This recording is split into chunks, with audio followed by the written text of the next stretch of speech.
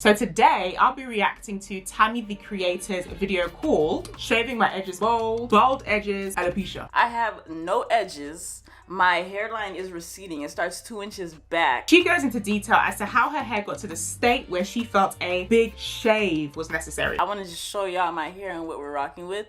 I've had so many comments in my videos that tell me, no, you shouldn't shave your head. Like, you should just take care of it, grow it out. And I'm just like, no.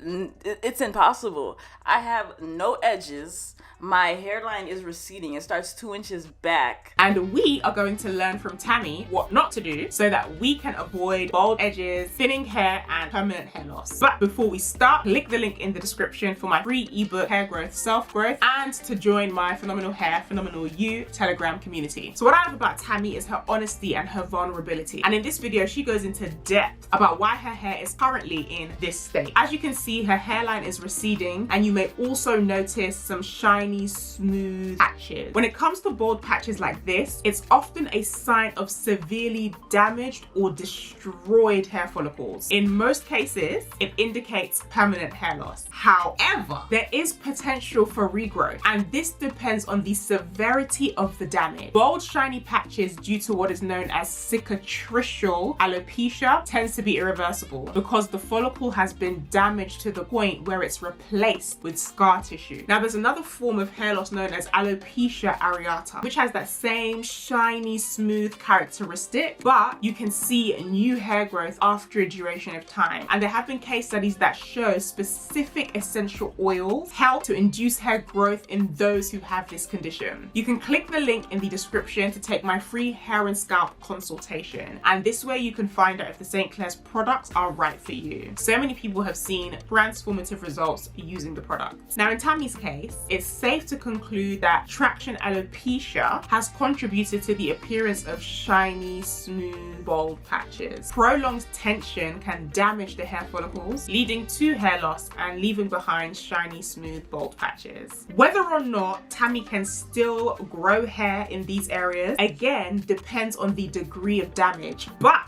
I would not rule it out. I believe there's still hope for her, and there's a couple of things that she can do. So if you'd like me to do a follow-up video addressing this, let me know in the comments below. I'm natural. Like, the whole back of my head is natural, but I perm my leave out. So now my hair has so many textures in it. So I'm natural, relaxed. I have curly ends, straight ends, new growth. I just have so many textures, and I need it all to just start over and just have one texture. She also mentions that she has a multitude of textures in her hair. Some of her hair is natural, some of her hair is relaxed. She has straight ends and curly ends. The problem is it will lead to breakage because when there are different hair textures present, the areas which they meet can create friction and tension. And so this is what's happening where Tammy's natural hair meets her relaxed hair. This tension and friction leads to weakened areas, increased breakage, and hair loss. But you see how that's shedding though? Even if it was dry, if it wasn't dry and I wet it up a little bit and put some conditioner in it, I just shed so much, especially like where the new growth is and when my perm grows out, like it just literally, the hair just rips out. Like there's no control in this. So she's mentioned she's combing her hair dry, and this is going to be part of the reason why she's experiencing so much breakage, in addition to having multiple hair textures. When the hair is dry, it becomes brittle and more prone to breakage and snapping. So to then manipulate the hair by combing it is causing physical wear and tear. So it's no surprise that she's experiencing this amount of hair loss. The moment you put your hands in your hair, that's a form of manipulation. And before you manipulate your hair, it should be moisturized and lubricated to avoid breakage. When taking your hair out of a style like braids, for instance, you need a water-based product in order for the hair to be moisturized. And rather than saturating the hair, you can simply dampen it with a conditioning spray, followed by a light application of oil on your hands or on the hair to make sure that it's lubricated before any form of manipulation. I'm parting my hair into 4 different sections. It's way easier for me this way, so I can just go ahead and cut 4 sections and then we'll run that razor through. Now, if you look at the ends of her hair, you can see they are very thin, her hair is multiple lengths, and she most likely has split ends. This is going to mean she'll find it very difficult to retain length. Split ends expose the inner cortex of the hair, making it vulnerable to damage. And when it's left untrimmed, those split ends can travel up the hair shaft and weaken the hair strand, resulting in more breakage and the hair gradually becoming shorter and shorter. I'm gonna do this. We did it.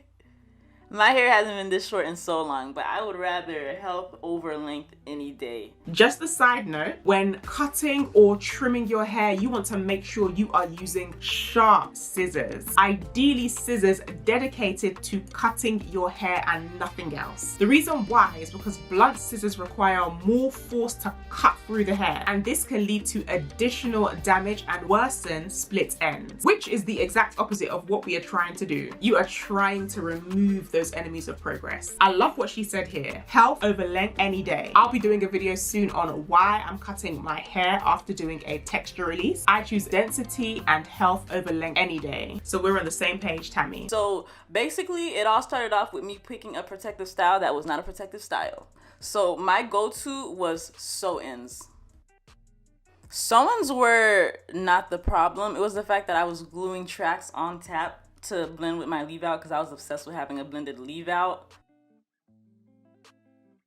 Also, when I was in high school, I'd put heat on my hair almost every day just to get it blended to perfection. Now, Tammy mentions quite a few things here. One, a protective style that was not a protective style. So when is a protective style no longer protective? I'd say if it's not adequately protecting the entire hair strand, including the hair that has not yet emerged from the scalp, then it's not an effective protective hairstyle. It's no good wearing a protective hairstyle that protects the length of your hair, but then the hair at the roots is under extreme tension or is being pulled or is experiencing friction. There's no point wearing a wig as a protective style if you're not going to moisturize your hair underneath the wig, if you're not going to get the right cap size to avoid tension, if you're not going to secure your wig and have it shifting back and forth all day long, and if you're not going to have the patience to remove any adhesive you've applied correctly. Now, I have a video that goes into depth about how you can use wigs to grow your hair and avoid damage, so you can click the link and educate yourself. If you're going to put your hair in braids or cornrows as a protective style, wash and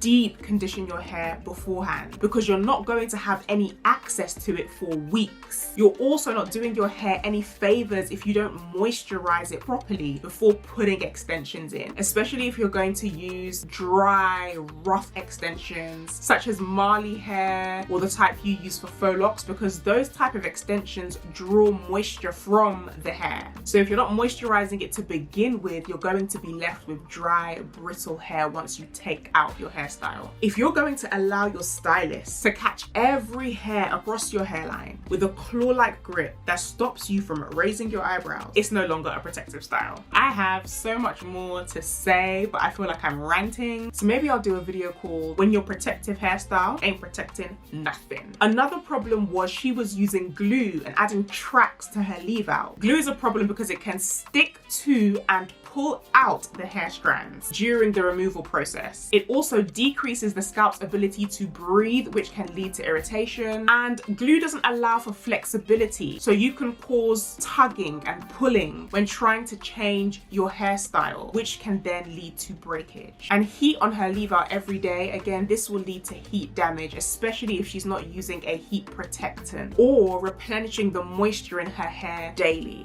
So I decided to do a protective style. I did braids.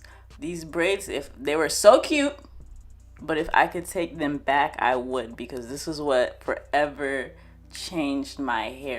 So I had 18 packs of hair in my hair. How did they squeeze 18 packs of hair on her head? The weight combined with the tension, especially at the hairline, is going to be extreme, especially when she starts manipulating the braids and trying to wear different hairstyles such as buns. The braids were so heavy that I would be at work and a braid would be on the floor. Like, it would fall off from all the stress, and my hair would be connected to the end of that braid that's on the floor. I was losing hair by the day. Yeah, I'm not surprised she was finding braids on the floor with her hair attached to it. When the hair is forced out of the follicle in this way, it can cause redness, soreness, and even blisters in some cases. And if that kind of trauma is taking place consistently, that can cause damage to the hair follicle and can lead to permanent hair loss due to scar tissue building up and stopping hair from being able to emerge from the follicle. And please note that the number of hair follicles you are born with is the number of hair follicles you will have the day you die. Let's do some maths, okay? If you were born with 10 hair follicles and you caused enough trauma and damage for scar tissue to build up on one of those follicles, you're left with how many? 9 hair follicles and counting. I finally decided to take them out, and this was my first sew-in after that. If there is one thing that you do not want to be consistent in, it is tension along the hairline. I want consistency in almost every area of my life. I desire it. I crave it. But this particular thing, tension along the hairline, you don't want consistency in. So the additional stress from the sewing on already traumatized follicles is definitely going to contribute to bold, smooth, shiny patches. You would have thought I learned my lesson, but I didn't. God don't like ugly, so I went back to priming my leave out only. I did not remain natural. And let me tell you something. Let me show you what I posted on Snapchat. It says, when you wear weave because you want to, not because you have to. But guess what? This is my leave out a year later, like exactly a year later. So now I'm bald headed. And then to top it off and make it just a little bit better, this is my leave out now. You see, it's crispy, it's dry. There's not enough hair to cover the root. Like, no matter how many tracks that I glue, the track is going to show. Ha!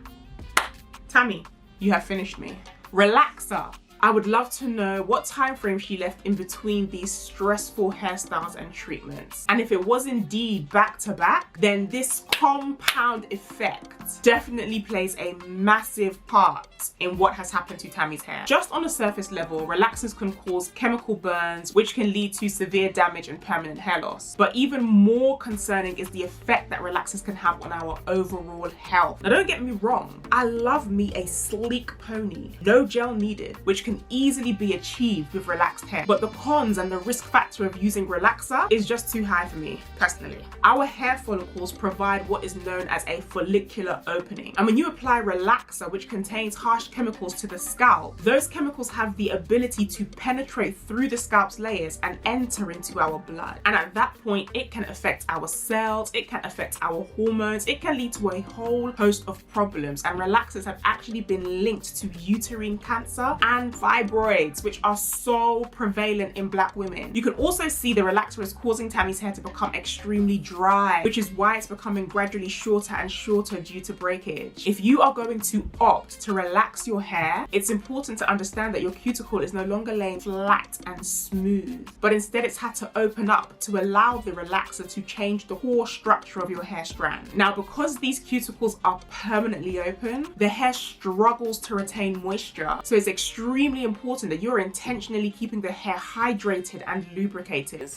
In a nutshell, with that throwback story time, I want y'all to know that it was 100% me. I left styles in too long.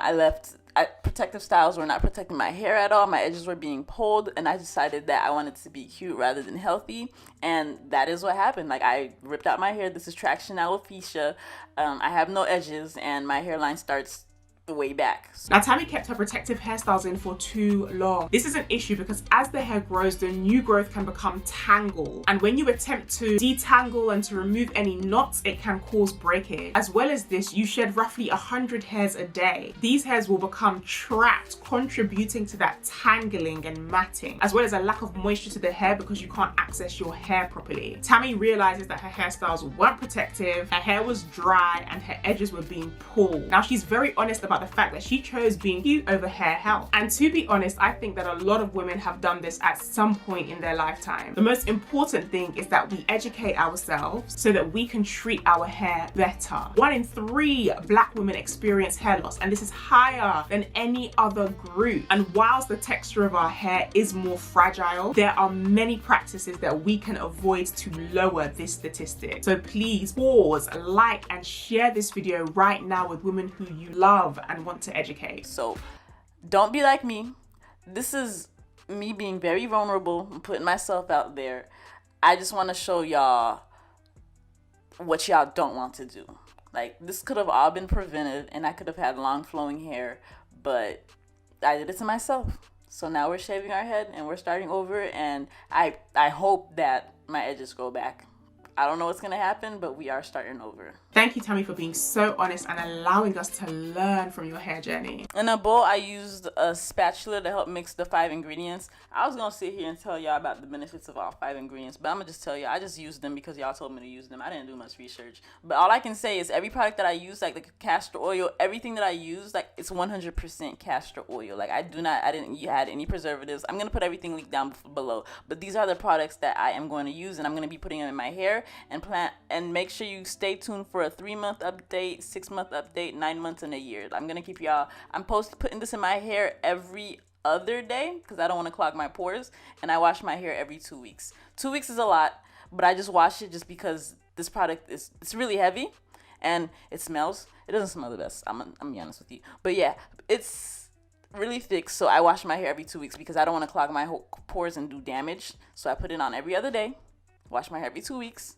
and I will be back with my results. So I can say that some of the products she's mixing here do have benefits. So for instance, sulfurate and virgin, they have anti-inflammatory properties, which is good for fighting bacteria and just creating a healthy environment for hair growth. However, my concern is the thickness of the final product. And if she's planning on using it every other day, that is going to clog her follicles. Now, heavier, thicker products, they're ideal for the hair strands to help lock in moisture. And please note, the hair has to be moisturized in order for these heavier oils, pomades, butters to do an effective job at locking the moisture in. But to use on the scalp is not conducive. The scalp produces its own natural oil, and this is called sebum. And if you want to use a product on the scalp, it's best to use a product that mimics sebum. And this mixture is just way too thick for application to the scalp on such a frequent basis. She's mentioned she's going to wash her hair every 2 weeks, but this might still not be enough. And she'll also need to ensure that she uses a shampoo that de-cleanses the scalp to remove all of the buildup of that product. So if she uses a moisturizing shampoo, this is not going to do it. She's going to need to use a sulfate shampoo, a clarifying shampoo, or St. Clair's have a detox clarifying clay. She'll need something that properly cleanses the scalp if she wants to see good results. Now, St. Clair's have a range of lightweight, stimulating hair growth products, and so many people have seen transformative results when using them. You can click the link in the description for a free hair and scalp consultation. You can also get my free ebook, Hair Growth, Self Growth, and most importantly, you can join my Telegram group where I essentially coach a community of women, helping them to achieve phenomenal hair. We are all about that PHPY life. Phenomenal hair, phenomenal you. So click the link below to join, and I can't wait to see you there. And make sure you subscribe to my channel because I have so much more interesting educational videos coming up.